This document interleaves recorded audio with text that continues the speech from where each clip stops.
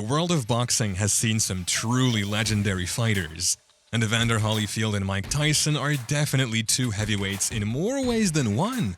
Tyson's powerhouse punches and natural talent made him a force to be reckoned with, but his time in the limelight was a bit on the short side.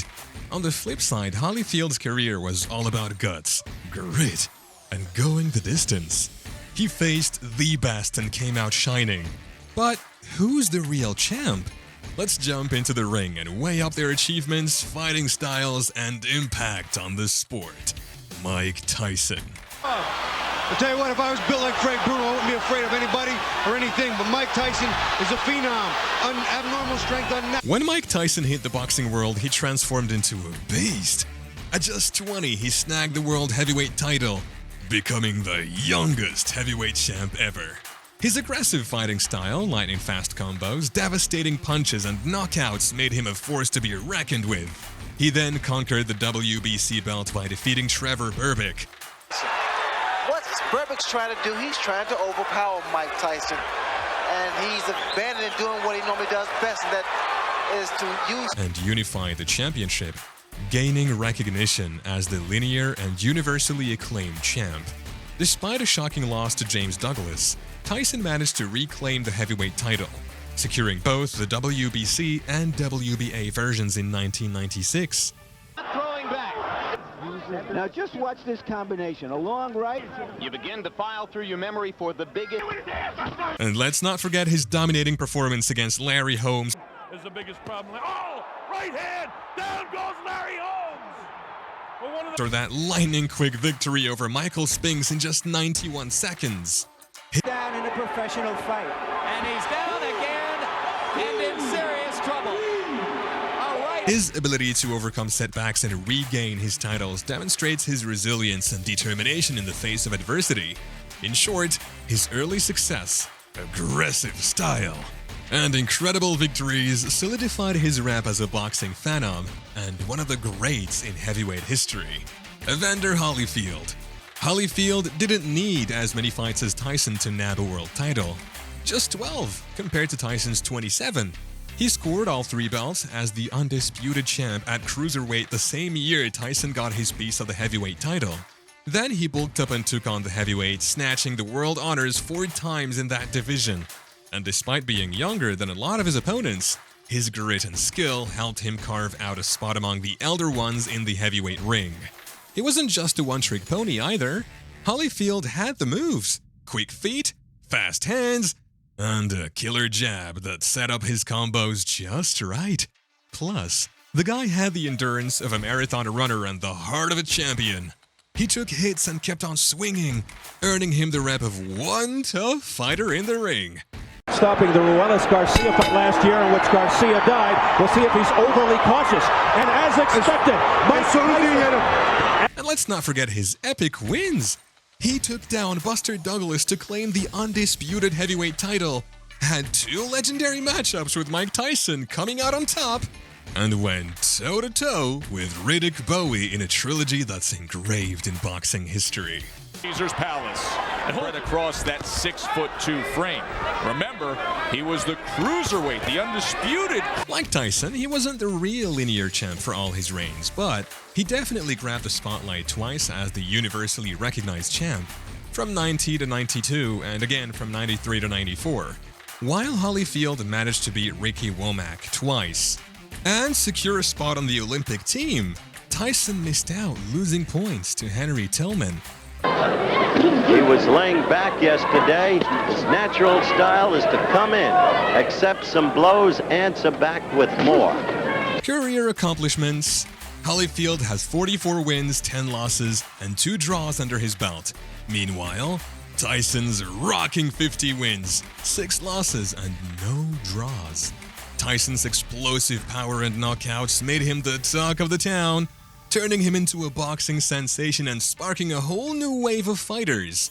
On the flip side, Holyfield's never-say-die attitude, grit, and staying power made him an inspiration, showing everyone what true determination looks like. Fighting styles and strategies. Tyson was all about taking charge, moving forward, and throwing punches. Meanwhile, Holyfield played it cool, using smarts and strategy to sneak past his opponents. He would hang in tough and wait for just the right moment to come out swinging. Strengths and weaknesses. They both had their own mix of strengths and weaknesses in the boxing ring. Tyson was a punching powerhouse, knocking fighters out with one big hit. He was quick with his hands and head, dodging punches like a pro, but his go-hard style often left him wide open to counterattacks from opponents who could handle his hits and catch him snoozing on defense. Now, Holyfield was a super tough nut to crack. He could take a punch and keep on fighting. And taking down Foreman and Bowie really showcased his flexibility, but sometimes he'd get caught up in all-out brawls, taking risks he didn't need to. Head-to-head face-off. But when Holyfield and Tyson went head-to-head face-offs, it was a wild ride. Before the big fight, the odds were 5-1 in favor of Tyson. So when the bell rang, Tyson came out swinging and landed a solid punch that got Holyfield reeling. But it turned out that Holyfield had been studying Tyson's moves. Holyfield not only managed to tie Tyson up, but also showed off his superior strength by pushing Tyson backward. From that point on, Tyson didn't pose much of a threat to Holyfield. The round ended with Tyson throwing a punch after the bell, but Holyfield wasn't fazed and fought back. In the second round, Holyfield took charge, driving Tyson into the ropes and landing a hard combo. While Tyson was mainly throwing single punches, Holyfield was blocking and then taking control, shoving Tyson backward and knocking him off balance. The turning point came in the sixth round when Holyfield accidentally headbutted Tyson, cutting him.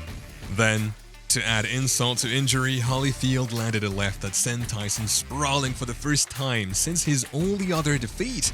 From there, Holyfield kept up the pressure, dodging Tyson's attacks and landing punches to the head. In the seventh round, there was another clash of heads and, despite Tyson's cries of pain, the ref ruled it accidental. The following 2 rounds saw Tyson swinging wildly and eating counterpunches from Holyfield. By the end of the 10th round, a punch from Holyfield had Tyson stumbling around the ring, and another extended combo in the 11th left Tyson reeling on the ropes. With accuracy, as you can see that, one at a time, you can see that's the one that did it. See, as he came in. Then in their rematch, things got a bit, well, bitey. Tyson bit a chunk out of the opponent's ear, and the fight ended in a disqualification.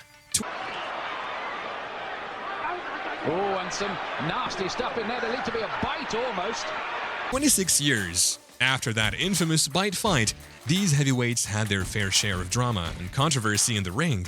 Despite their intense clashes in the ring, Tyson and Holyfield have put their past behind them. Tyson publicly made amends, and the two actually ended up becoming close pals. You know, no one, people who love me don't have to say them, Evander's, this guy, that guy, this is... Impact. Now, Tyson sure grabbed the attention much sooner. Holyfield, on the other hand, won fans over gradually with his bold moves and sheer determination. In fact, aside from Tyson, Holyfield's influence on the sport is right up there with Ali's. But Tyson's follows just as quick. As opponents grew less and less scared of him, Tyson took more hits and turned out not as tough as we all thought. Not once did he pick himself up from a knockdown to win a fight. Holyfield's career and ability to perform compared to Tyson's. Holyfield had a lengthy and eventful career that stretched over 20 years. He stayed in the mix in the heavyweight division for quite a while, whereas Tyson's time was brief and primarily shined in the late 80s and early 90s.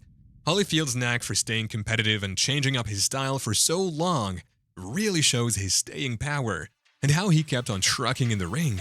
Throughout his time, he consistently took on and beat the best of the best. He went toe-to-toe with some real heavy hitters like Foreman, Bowie, and Lewis.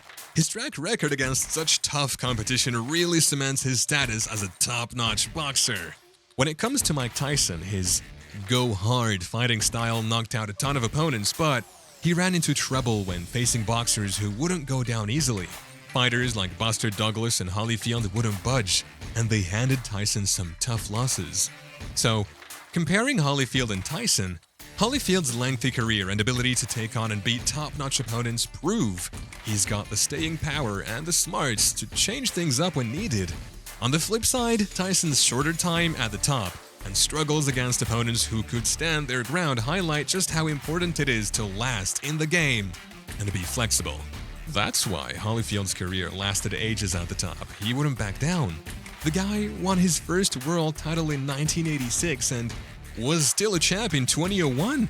So when it comes down to it, Holyfield outlasted Tyson, stayed at the top longer, and when they finally faced off, Holyfield was further from his prime than Tyson.